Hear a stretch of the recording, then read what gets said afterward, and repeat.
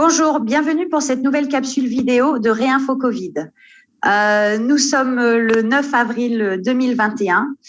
Nous souhaitions aujourd'hui faire cette petite capsule vidéo en lien avec le fait que la semaine dernière, le gouvernement a annoncé que les femmes enceintes étaient passées sur la liste prioritaire la liste des personnes prioritaires pour la vaccination au Covid-19. Suite à cette annonce, nous avons bien sûr investigué le dossier qui était sur le site du gouvernement de la Nouvelle-Calédonie et de ce qu'ils annonçaient pour justifier cette mise en place des femmes enceintes sur la liste prioritaire. Et donc pour cela, avec ma collègue et co-porte-parole de Réinfo Covid Nouvelle-Calédonie, Brigitte Le Gall, nous avons souhaité intervenir. Dans cette présentation Internet qui est sur le site du gouvernement de Nouvelle-Calédonie, on peut lire une phrase qui est celle-ci, qui dit qu'il n'existe aucune preuve que les femmes enceintes vaccinées au Covid ont un risque accru de développer des complications au cours de leur grossesse. Et encore une fois, vu le nombre de preuves ou le nombre, les choses que Brigitte va vous préciser, cette phrase peut vraiment être lue de deux manières différentes.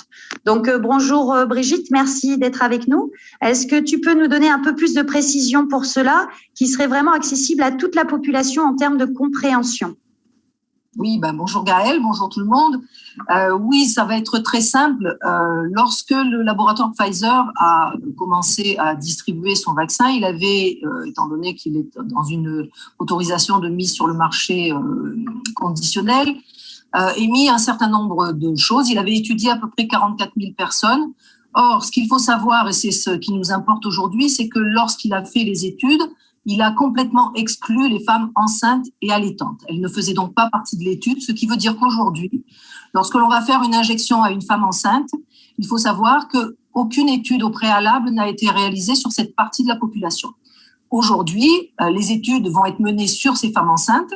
Une grossesse, c'est 9 mois et les conséquences évidentes et immédiates, c'est-à-dire l'option de grossesse si ça se passe mal, mais les conséquences peuvent être aussi sur le bébé à naître. Et ça, il y a déjà eu un certain nombre de scandales sanitaires d'ampleur majeure qui ont été le Distilbène, la thalidomide, pour remonter un petit peu plus loin. Et ces scandales majeurs ont montré que les effets sur les bébés à naître étaient visibles quelquefois 10 ans après la naissance de l'enfant. Donc aujourd'hui, dire que les femmes enceintes sont prioritaires à la vaccination et que ça ne pose aucun problème. Donc, je reprends la phrase que tu as dite tout à l'heure. Il n'existe aucune preuve que les femmes qui tombent enceintes après avoir été vaccinées contre la Covid-19 ont un risque accru de développer des complications qui affectent leur grossesse ou la santé de leur bébé. C'est aussi prendre un grand risque. Ça peut vouloir dire exactement l'inverse. C'est-à-dire que comme on ne sait pas, on n'a fait aucune étude sur l'impact de la vaccination anti-Covid-19 sur les femmes enceintes et leurs bébés à naître, on ne peut donc pas, à l'heure d'aujourd'hui, ni dire qu'il y a un risque, mais pas non plus dire qu'il n'y en a aucun. Ça me semble quand même très problématique d'inciter des femmes qui sont enceintes à aller se faire vacciner. Toujours pareil, c'est vrai qu'on s'est aperçu que les femmes enceintes qui développaient des pathologies Covid avaient quelquefois des formes graves, des formes, elles allaient souvent vers les formes graves, mais ça reste quand même quelque chose de très limité. Et aujourd'hui, vacciner toutes les femmes enceintes, même celles qui n'ont aucun risque de comorbidité autre, c'est prendre un très gros risque sur l'avenir et hypothéquer l'avenir, leur bébé. Ok, donc c'est un petit peu comme jouer avec la roulette russe dont on ne sait pas où est la balle à l'intérieur de notre fusil. Ensuite, si je me trompe pas, bien sûr, sur les contre-indications, en tout cas sur les mises en alerte de cette vaccination Covid, il y avait aussi cette invitation des femmes que si elles se faisaient vacciner, il fallait assurer une contraception pour les minimum 3 mois à venir. Donc ça rejoint encore un petit peu ce qu'on dit. Si l'étude Pfizer a invité ce principe de précaution, on se demande aujourd'hui qu'est-ce qui justifie, hormis cette phrase qui dit qu'il n'y aurait peut-être aucun risque, mais on est bien vraiment dans le peut-être, il n'y a rien, on est d'accord, qui nous prouve aujourd'hui qu'il n'y a pas un risque ou qu'il n'y a pas de risque. Tout à fait. La haute autorité de santé, au début de l'injection par le vaccin Pfizer, écrivait l'administration du vaccin pendant la grossesse n'est pas conseillée. Lorsque l'on prend ce qu'on appelle le EPAR, c'est-à-dire le rapport public européen d'évaluation, il y a à peu près une dizaine de pages sur lesquelles apparaissent les alertes sur les femmes enceintes ou allaitantes. C'est-à-dire qu'on vous dit, ont été exclues les femmes enceintes ou allaitantes. Donc, on n'a pas fait d'études dessus. Page 93, à nouveau, les femmes enceintes ou allaitantes ont été exclues de l'étude. Il y a une phrase qui est quand même assez extraordinaire dans cet EPAR, dans ce rapport européen, c'est que les problèmes de sécurité abordés sont l'utilisation pendant la grossesse et l'allaitement. Il y a un protocole qui sera soumis à étude au 28 février 2021, donc là, on l'a déjà fait, mais la finalité de l'étude sera le 30 avril 2023, ce qui veut dire que jusqu'au 30 avril 2023, on étudiera les problèmes potentiels liés à la vaccination chez les femmes enceintes. Donc, on peut vouloir jouer à la roulette russe, hein, c'est toujours possible. Il y a des gens qui adorent ça, hein, se mettre un pistolet sur la tempe et tirer. Maintenant, il faut qu'ils sachent effectivement qu'ils sont en train de jouer à la roulette russe. Et je pense qu'une femme enceinte qui se fait vacciner aujourd'hui, elle est un peu dans cette configuration. D'accord. Donc, merci Brigitte pour tous ces compléments d'information.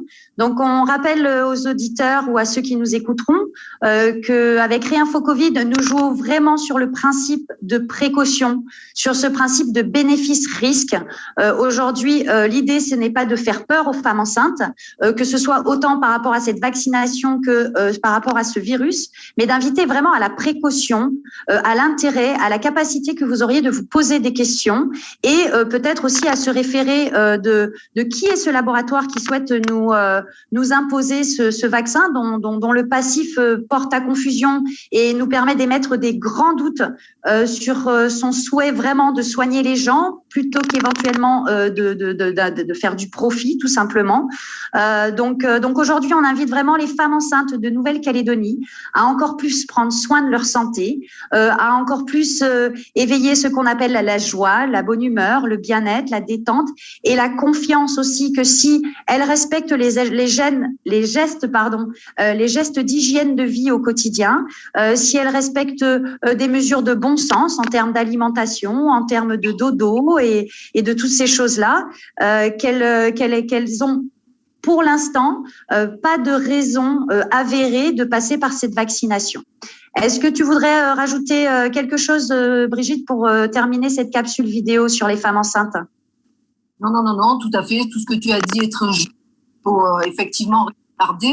Il n'est pas question de s'inquiéter outre mesure. Pas plus que si les femmes qui sont enceintes ont déjà été vaccinées. Mais effectivement, faire attention à sa santé, attention à soi. La grossesse n'est pas une maladie. La grossesse doit être un instant privilégié, un instant de bonheur intense.